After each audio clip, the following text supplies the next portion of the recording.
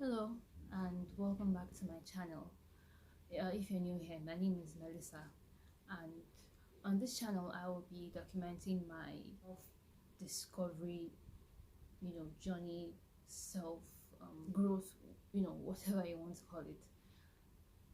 This is only my second video, but I want to serve as a starting point, to give some insight into my life, into my past before moving forward. So I might do that over the course of a couple of videos, but this is the first one, and I wanted this to be the first one because this has been one of the prevailing challenges in my life. So what I'm going to do is, before I go in and give the personal lowdown, I will give some context into what anxiety is and what anxiety isn't.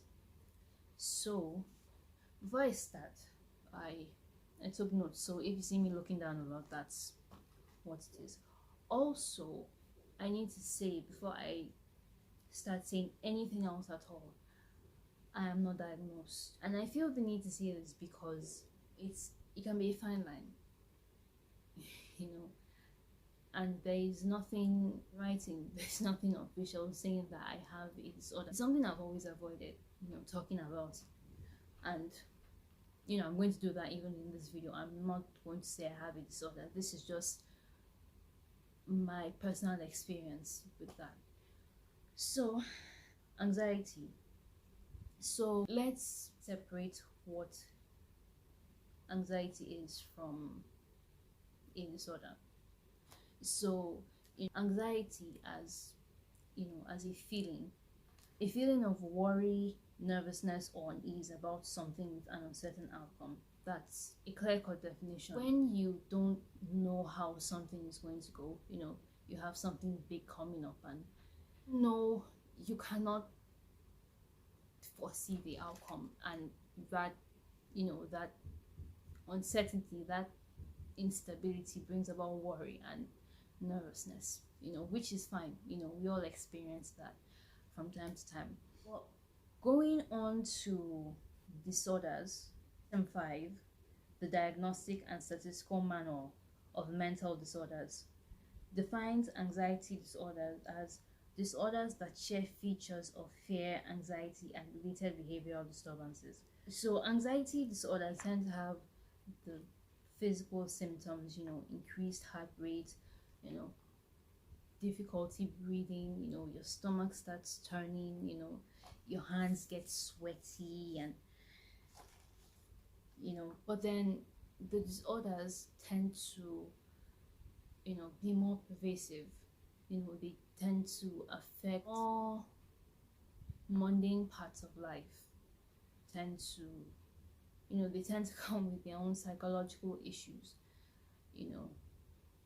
Like, personally, and I will go into all that later, but I struggle with sleep, being able to fall asleep at night because of intrusive thoughts. And so there are different ways that it affects you, not just physically, but you also have the psychological problems, the social issues. And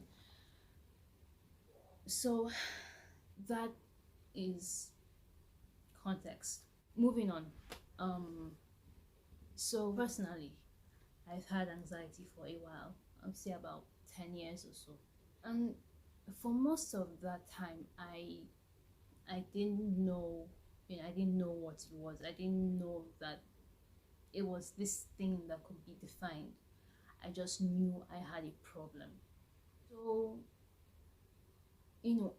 I thought that putting a name to it will help me move on from whatever it was that was impeding my life so much.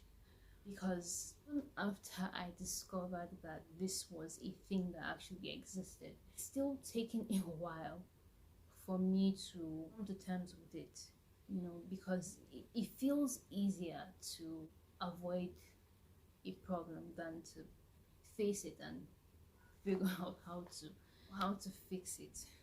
And time, it's it's really affected me in different parts of my life. Like I said earlier, having problems with sleep, in turn having problems with sleep also brings about you know other psychological effects, like overthinking and being indecisive and not being able to make decisions for myself. There's always this worry about making the right choice because you're so worried about the uncertainty. you know Everything in your life feels uncertain, so makes you worried to no end. That's just even the more internal things. But having anxiety, you tend to problems communicating with people, making friends, even seemingly trivial conversations, like going to the bank. I mean, yeah, people hate going to the bank all the time because of the queues, but I hate going to the bank because I know that I have to interact with someone. I know I have to speak to someone. I know I have to ask someone a question, and that is why, like, yeah, the lines are annoying, but head to the feeling of having to open my mouth and speak to someone, it's not really anything, you know. So making friends, communicating effectively with people is a problem. And there also tends to be this perception issue. Well, for me personally, because I struggle with communication, it's easier for me to just not say anything at all. And because I don't say anything, people tend to think I don't care about anything or anyone. And this isn't even like, something that, is a theory in my mind. People have actually said things in this line to me. I've had There's so many times that I've met someone new and the person approaches me and we start talking, and then somewhere down the line, the person always says something in the lines of, "Oh, I thought you were a snob." I wasn't sure about approaching you at first because I thought you were a snob, or I thought you were rude, or I thought you were bitchy, and it's like this cycle, because you don't know how to communicate, you do nothing, and people think that you don't care.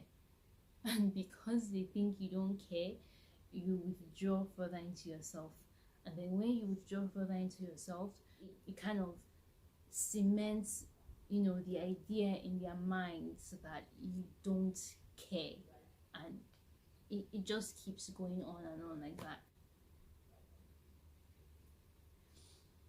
If it sounds frustrating, it's because the biggest issues for me has been stagnancy, being stuck in one place for a long time.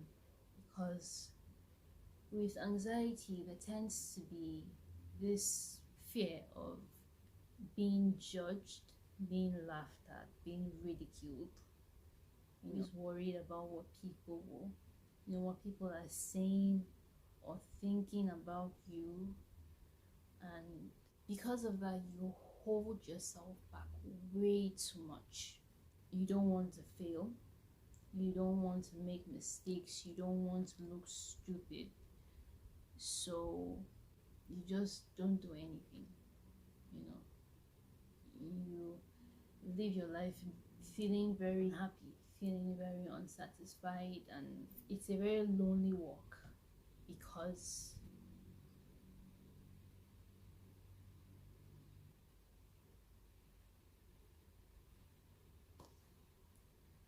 it can feel very isolating. And it is, in a sense, because you're so scared and you've isolated yourself from people, and people have isolated themselves from you. And so what I'll be focusing on moving forward, coming to terms with what it is in my life, ways it has affected me, the ways I have let it affect me, and forgiving myself, for all that, and learning how to live with it, learning how to live my life and write my own story despite my fears, despite the things that worry me, the thoughts that hold me back. And documenting this journey, I'm really curious to see where that's going to lead me. So I just want to say to anyone watching this video, going through the same thing or even anything remotely similar, you're not alone. It might feel like you are, but I might not be professional. But if you ever need anyone to reach out to, I'm always here. And if you're not comfortable with that, then always so many means of getting help. And anyone looking for resources, I'll put some links in the description. I really hope that you get the help you need and that you find the strength that's inside you to just keep going and live the life that you truly want to live. So I'm going to end the video here. If you enjoyed watching, then please like the video and subscribe, and maybe even share, and I'll see you in the next one. Thank you for watching.